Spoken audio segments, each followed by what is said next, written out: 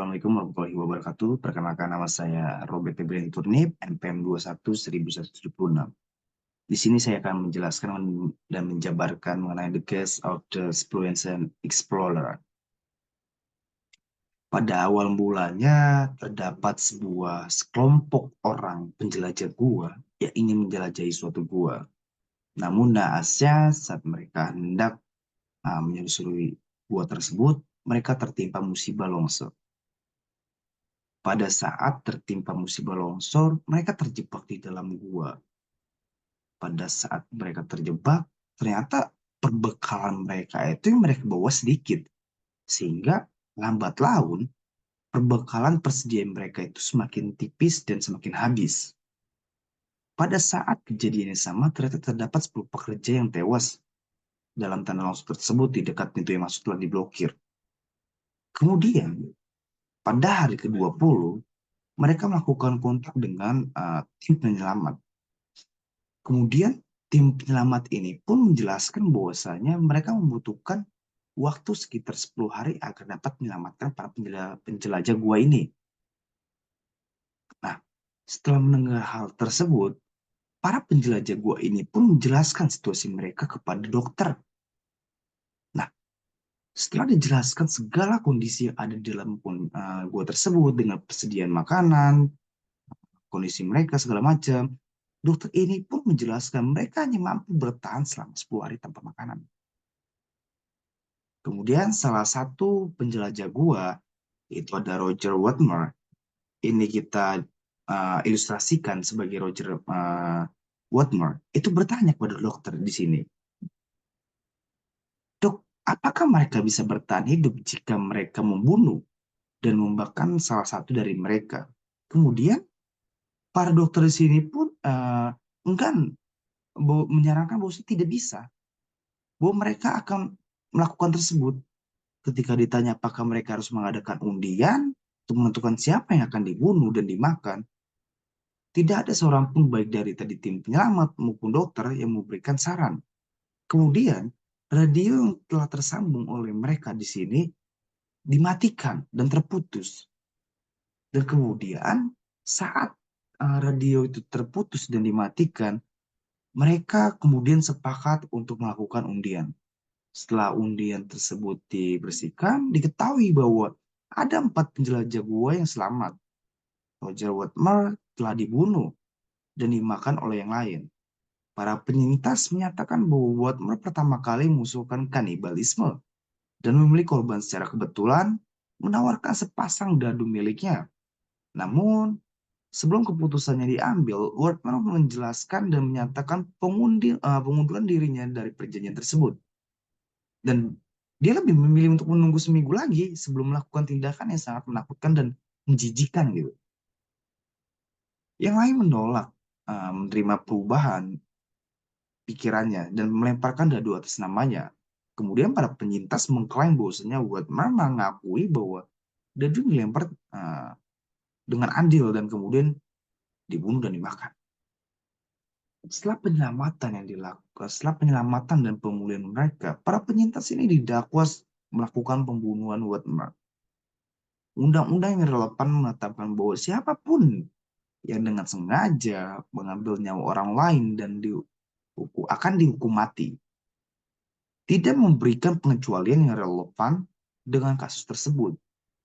Kemudian juri mengupayakan putusan khusus sehingga mereka dapat membuat temuan fakta yang terbatas tanpa harus memberikan putusan apakah itu pembunuhan. Para penjelajah gua akhirnya dihukum karena pembunuhan. Hukuman wajib yang pembunuh lakukan di Nuremberg adalah hukuman mati dengan cara digantung. Baik hakim pengadilan maupun anggota juri, mereka pun mengajukan petisi kepada ketua eksekutif untuk meringankan hukuman para penjelajah gua yang masih hidup dan hukuman mati menjadi 6 bulan penjara. Kemudian ketua eksekutif pun menolak untuk bertindak, sementara Mahkamah Agung Novgorod mempertimbangkan banding tersebut. Lalu yang jadi topik pembahasan pertanyaan di sini adalah bagaimana pendapat dari Chief Justice Trupani terkait kasus tersebut. Di sini, Trupani berpendapat bahwasanya Keputusan yang diambil pada tingkat pertama adalah adil dan bijaksana. Dan satu-satunya keputusan yang dapat diambil, ketua pengadilan mengakui bahwa tidak ada pengecualian terhadap ketentuan undang-undang yang berlaku terlepas dari seberapa besar simpati orang-orang. Kemudian, Mahkamah Agung lebih memilih untuk mengandalkan kemungkinan gerasi yang digambarkan sebagai upaya mengurangi kekuatan hukum dan mengusulkan Mahkamah Agung ikut berkomunikasi dengan kepala eksekutif, ya, dengan harapan semoga gerasi akan diberikan, keadilan dapat dicapai tanpa mengabaikan isi dan semangat hukum itu sendiri. Oleh karena itu, Chief Justice Trupani menjunjung tinggi keyakinan tersebut. Lalu berbeda halnya dengan pendapat dari Justice Foster terkait hal tersebut gitu. Di sini Foster mengkritik upaya Trupani untuk melarikan diri dari rasa malu atas kasus yang tragis ini. Menurutnya, hukum Newgate yang sedang diadili itu dan jika terdakwa terbukti melakukan kejahatan, maka hukum Newgate akan dihukum di pengadilan yang akal sehat. Landasan Landasan hukum positif adalah kemungkinan bagaimana manusia konsistensi sosial. Ketika konsistensi ini menjadi tidak mungkin, kondisi yang mendasari hukum tidak ada lagi. Foster pun menjelaskan bahwasanya pepatah estanten ratione legis, kesat ipsa lex, ipsa lex, di mana hukum itu sendiri berlaku. Pepatah ini tidak dapat diterapkan pada hukum yang diberikan. Nah, Foster menganggap bahwasanya prinsip hidup yang berdampingan sebagai upaya yang diaksiomatik. Semua hukum apapun subjeknya diarahkan untuk memfasilitasi dan meningkatkan koeksistensi manusia itu mengatur secara adil dan merata hubungan kehidupan bersama. Foster juga menyatakan bahwasanya ketika asumsi yang menjelaskan bahwa manusia dapat hidup bersama kehilangan kebenarannya, seperti jelas terjadi dalam situasi yang luar biasa ini, di mana kehidupan hanya menjadi mungkin dengan mengambil nyawa, maka premis-premis yang mendasari seluruh tatanan hukum kita telah kehilangan makna dan kekuatannya. Menurut pendapat Foster juga, para penjelajah berada di luar yurisdiksi Commonwealth. Jika kita melihat tujuan hukum dan pemerintahan, serta dasar-dasar yang melandasi hukum positif kita, orang-orang ini ketika mereka membuat keputusan yang menentukan putusan tersebut, mereka merasa jauh dari tatanan hukum. Seakan-akan mereka ini berada 1.000 mil di luar batas-batas negara kita gitu. Para penjelajah itu tidak berada dalam keadaan masyarakat sipil dan keadaan sipil, tapi dalam keadaan alam. Dan apa akibatnya? Hukum Commonwealth Newgate tidak akan berlaku. Prinsip-prinsip yang akan diterapkan adalah bagaimana prinsip-prinsip yang sesuai dengan kondisi mereka. Dan berdasarkan prinsip tersebut, mereka tidak bersalah atas kejahatan apapun. Kemudian, sejak zaman kuno, telah diakui bahwasanya prinsip hukum atau pemerintahan yang paling mendasar dapat ditemukan dalam gagasan kontrak dan menganggap bahwa perjanjian untuk membuat undian adalah piagam baru pemerintahan yang sesuai dengan situasi. Di sini juga Foster menjelaskan bahwa pemerintah Newgate didirikan di atas semacam piagam pemerintahan yang bersifat sukarela yang bisa ditelusuri oleh pemerintah saat ini. Wewenang untuk menghukum berasal dari sumber yang sama, tidak ada sumber yang lebih tinggi. Sumber yang lebih tinggi apa yang bisa kita harapkan dari orang-orang Malang yang kelaparan ini untuk mendapatkan tatanan yang mereka terapkan dari diri mereka sendiri. Foster mengilustrasikan seperti ini. Contoh fiktif di mana hukum tidak diterapkan karena terdakwa tidak dapat menghindari pelanggaran hukum.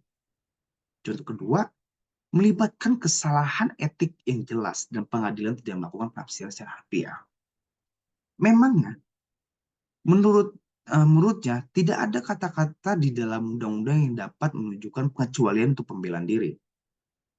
Yang benar adalah bahwa pengecualian untuk pembelaan diri tidak dapat didamaikan dengan kata-kata undang-undang, tetapi hanya dengan tujuannya.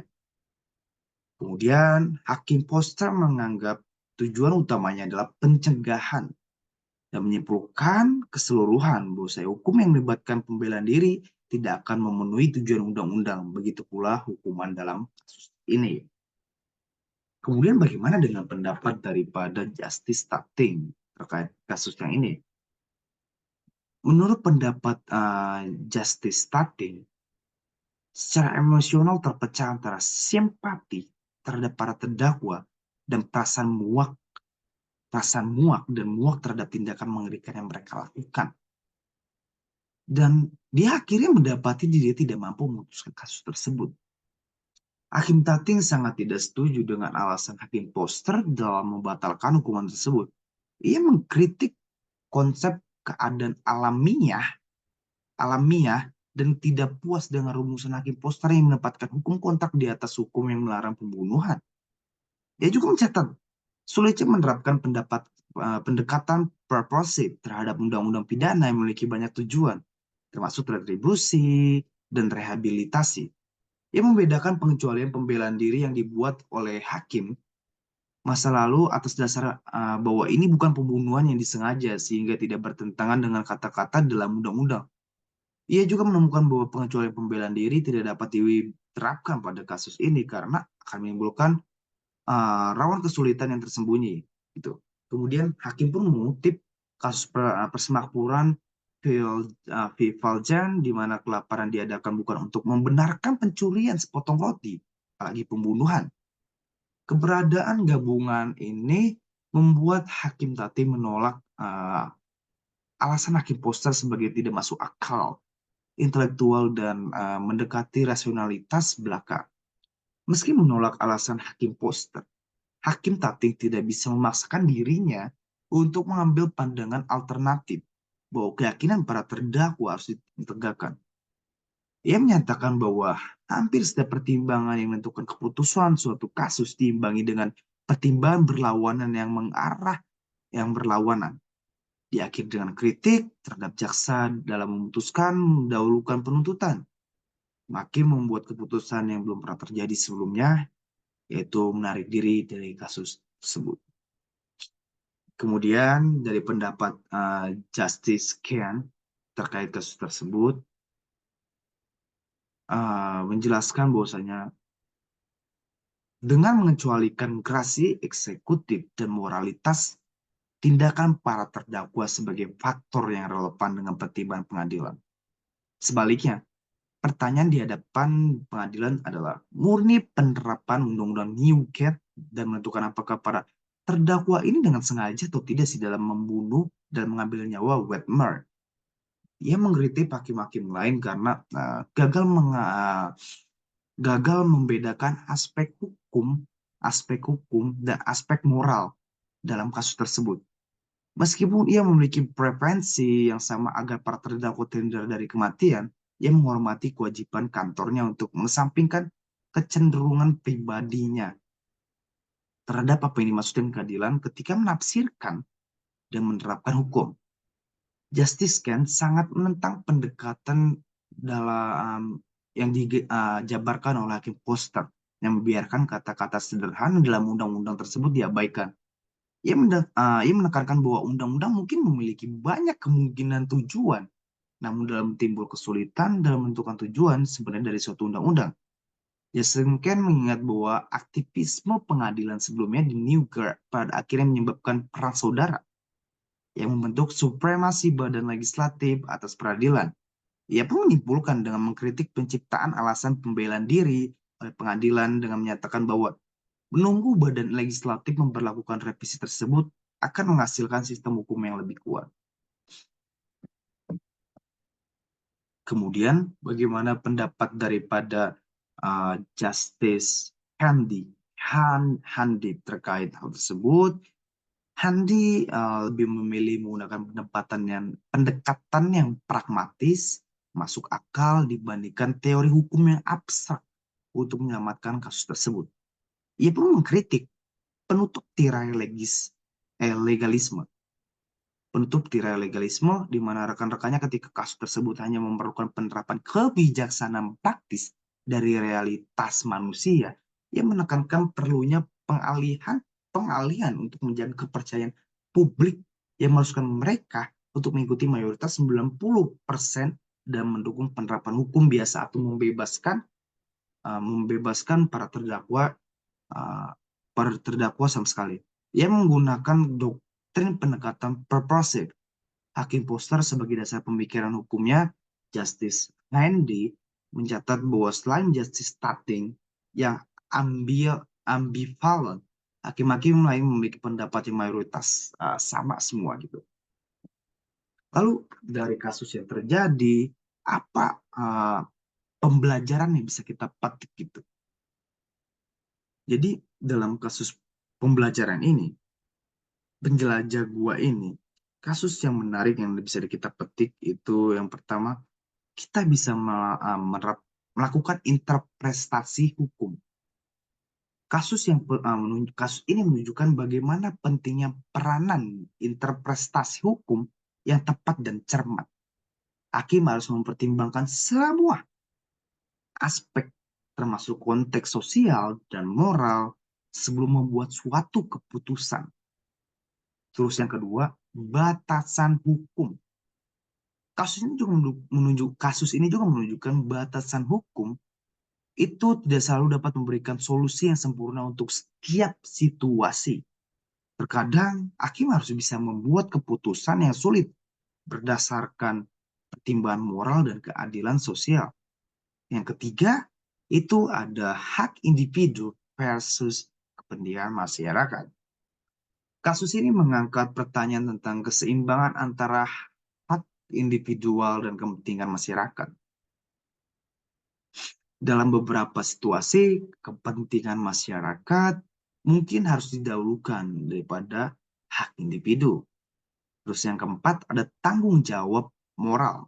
Kasus ini juga menerapkan dan menekankan, menggarisbawahi pentingnya tanggung jawab moral. Individu harus bisa bertanggung jawab atas tindakan mereka, bahkan jika tindakan tersebut pun tidak melanggar hukum. Yang kelima ada dilema etika. Jadi dilema etika ini ya menghadirkan dilema etika yang kompleks itu, seperti apakah boleh membunuh satu orang untuk menyelamatkan banyak orang. Terus ada konsistensi tindakan. Konsistensi tindakan ini itu menjelaskan dan menunjukkan berapa pentingnya mempertimbangkan segala konsekuensi dari tindakan yang diambil. Keputusan dibuat oleh hakim dalam kasus ini memiliki konsekuensi, konsekuensi yang signifikan bagi kehidupan para penjelajah gua.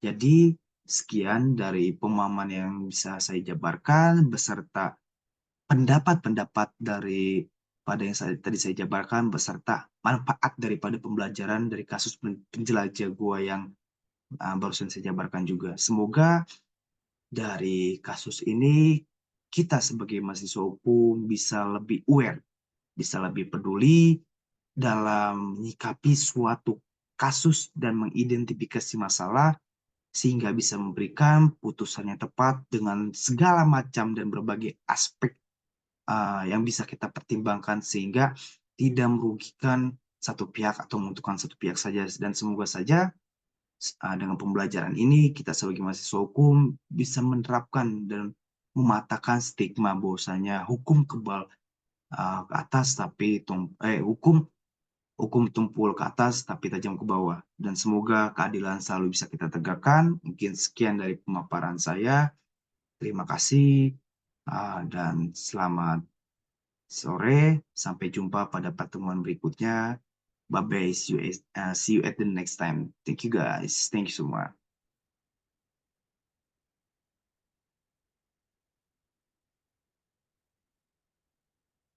Pada dokter, dokter ini menjelaskan